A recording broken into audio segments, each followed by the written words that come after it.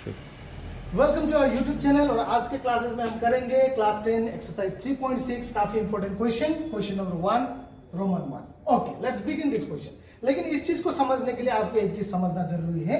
For example मैंने यहाँ पे लिखा 1/2x, इसका मतलब क्या होता है और इसको हम किस तरीके से अलग तरीके से कैसे हम लिख सकते हैं, राइट? तो चलिए देखते हैं 1/2x, 1/2x, इसको हम कैसे लिख सकते हैं?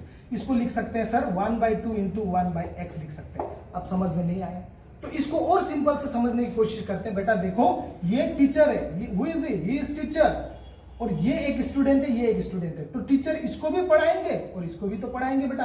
तो टीचर एक बार इसको पढ़ाएंगे, एक बार इसको पढ़ाएंगे। टीचर एक बार इसको पढ़ाएंगे तो 1/2, और टीचर एक बार इसको पढ़ाएंगे तो 1/x, बीच में कर दो इंटू। तो कभी भी 1/2x को तुम 1/2 इंटू 1/x लिख सकते हो। That is the rule. Okay, चलो और एक चीज देखते हैं हम 1/2y। अगर ये क्वेश्चन या 1/5y आया तो टीचर इसको पढ़ाएंगे तो 1/5, टीचर इसको पढ़ाएंगे तो 1/y, बीच में multiplication. That will be the another way you can write this. Okay, तो चलो अब क्लियर हो गया। तो 1/2x को हम क्या लिख सकते हैं? टीचर एक बार इसको पढ़ाएगा 1/2, एक बार इसको यानी कि 1/x, बीच में इंटू कर दो। एक बार इसको पढ़ाएंगे तो 1/3, एक बार इसको पढ़ाएंगे तो 1/y इक्वल्स टू 2 हो गया भाई।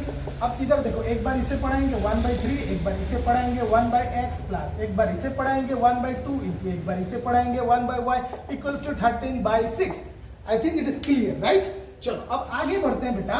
देखो वेरिएबल जो है ना, जिसका वैल्यू हमको निकालना है, हमको किसका वैल्यू निकालना है भाई? x और y का। लेकिन जो वेरिएबल है ना वो फ्रैक्शन फॉर्म है, तो आप इसको सीधा नहीं निकाल सकते। तो हम क्या करेंगे, इस फ्रैक्शन को एक सिंगल वेरिएबल बोल के पकड़ लेंगे।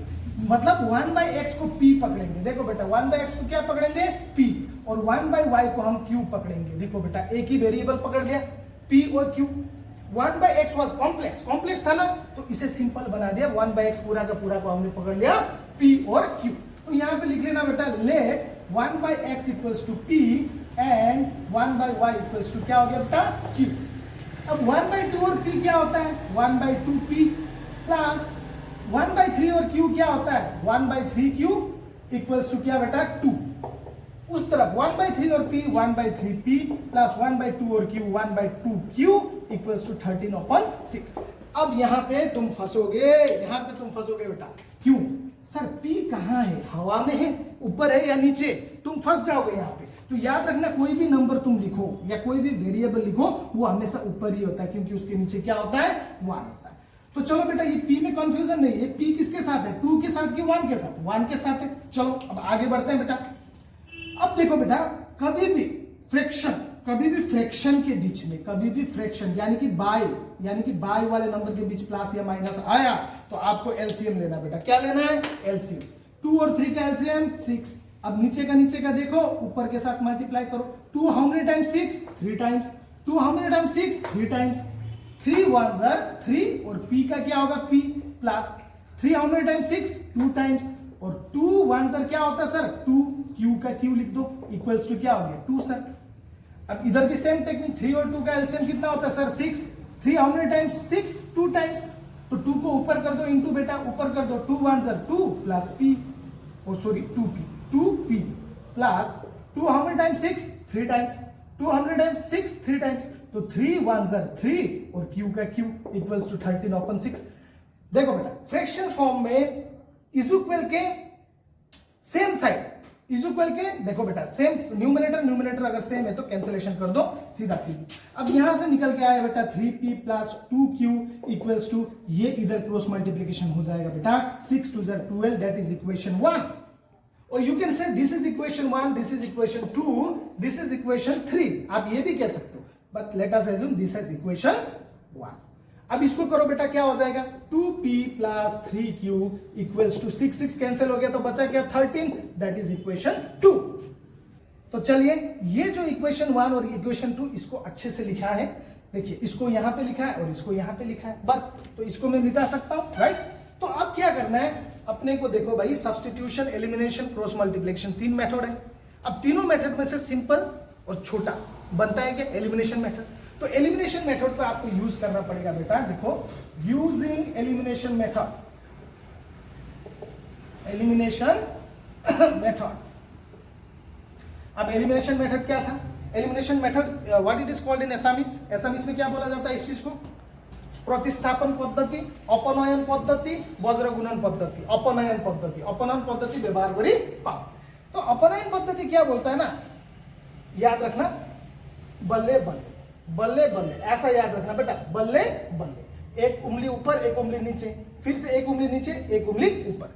तो बल्ले यानी कि इक्वेशन 1 को तुम्हें 2 से करना है, इनटू इक्वेशन 1 को 2 से, और फिर बल्ले यानी कि इक्वेशन 2 को कैसे करना है? 3 से। 1 2 बल्ले बल्ले, इक्वेशन 1 को 2 से करो बेटा, इक्वेशन 1 इंटू 2, और फिर बल्ले इक्वेशन 2 को किससे करो? 3 से करो। इक्वेशन 2 को किससे करो बेटा? 3 से करो। अब इक्वेशन 1 यानी कि ये पूरा का पूरा को आपको किसके साथ करना है? 2 के साथ। हर एक को, इसे भी और इसे भी आपको किससे करना है? 2 से करना है। चलो करते हैं। 3 2 जार 6p प्लस 2 2 जार 4q इक्वल्स टू 12 2 जार 24। चलो बेटा इक्वेशन 2 यानी कि ये पूरा को आपको किससे करना है? 3 से। इसे भी हर किसी को 3 से करना है। 2 3 jar 6p plus 3 3 jar 9q sir, 13 3 jar 39 sir, खत्म। अब देखो बेटा, एक ही समय में क्या तुम दोनों हाथ से खाना खा सकते हो? हाँ खा सकते हो, लेकिन एक सभ्य हिसाब से खाना है तो एक ही हाथ से खाओगे ना। उसी तरीके से एक ही टाइम पे, एट ए टाइम, एक समय पे दोनों वेरिएबल p और q का वैल्यू नहीं निकाल सकते हो बेटा। तो हमें एक को तो कैंसिल करना ही होगा, क्योंकि हम तो एक का ही वैल्यू एट ए टाइम निकाल सकते हैं। तो किसको हम हटा सकते हैं? एलिमिनेशन का मतलब वही होता है कि एक को हटाना और एक का वैल्यू को निकालना। तो जो सेम है ना बेटा उसी को हटा सकते हैं। तो सेम कौन है? 6p और 6p सेम है, तो इसे काट सकते हैं, राइट। लेकिन काटने का भी एक रूल होता है, एक प्लस में होना जरूरी है और दूसरा क्या में बेटा? माइनस में, तभी कटेगा। लेकिन यहां देखो दोनों ही प्लस में तो कटेगा नहीं, तो अपना सिंपल सा रूल है, एक को माइनस में कर दो। तो यहाँ का जो प्लस सिंबल था वो क्या बन गया? माइनस। तो जैसे आपने सिंबल चेंज किया तो सारा का सिंबल चेंज कर दो। ये प्लस माइनस हो गया, ये प्लस क्या हो गया बेटा? माइनस हो गया। अब देखो बेटा, प्लस 6p और माइनस 6p कैंसिल हो गया। अब ये प्लस जब माइनस बन गया तो इसे देखोगे क्या बेटा? नहीं देखोगे। देखो अगर ये चीज तुम्हारा क्या बन गया, ये चीज तुम्हारा एक एप्पल बन जाता है, एप्पल, तो तुमको चुटकी दिखेगा कि एप्पल दिखेगा बेटा? एप्पल दिखेगा, जाहिर सा बात है। उसी तरीके से जब ये प्लस माइनस बन गया तो प्लस दिखेगा कि माइनस? माइनस दिखेगा। तो यहाँ प्लस है ही नहीं, सोचो, बस माइनस को देखो। प्लस माइनस इज माइनस, 9 में से 4 जाएगा तो 5q, बड़े नंबर के आगे क्या है बेटा? माइनस। याद रखना इस चीज को। अब फिर से इसके आगे क्या है? माइनस। प्लस मत बोल देना बेटा, प्लस से माइनस से माइनस। 39 में 24 जाएगा तो हाउ मच इट इज? 15। कितना? 15। लेकिन बड़ा नंबर के आगे क्या है? Minus. So minus minus will be cancelled out. 5 3 jar 15 होता है। क्यू का वैल्यू कितना मिला? 3। तो भाई क्यू का वैल्यू 3 मिला। अब हमें पी का वैल्यू चाहिए, तो पी का वैल्यू कैसे मिलेगा? अगर हमने क्यू का जो वैल्यू है उसे कोई भी एक इक्वेशन में डाला तो हमें पी का वैल्यू मिलेगा। तो कौन सा इजी इक्वेशन है, यानी कि थोड़ा सिंपल है, मेरे को 1 लगता है, इक्वेशन 1। तो क्यू के वैल्यू को हम इक्वेशन 1 में डाल देंगे। अब इक्वेशन 1 क्या उठा के लेके आओ बेटा? 3p plus 2q equals to 12। चलो q के जगह में 3 लिखना है अपने को, प्लस 2, q के जगह में क्या लिखोगे? 3, बीच में कुछ ना हो तो इनटू। अब देखो बेटा 3p plus 2 3 jar 6 equals to 12।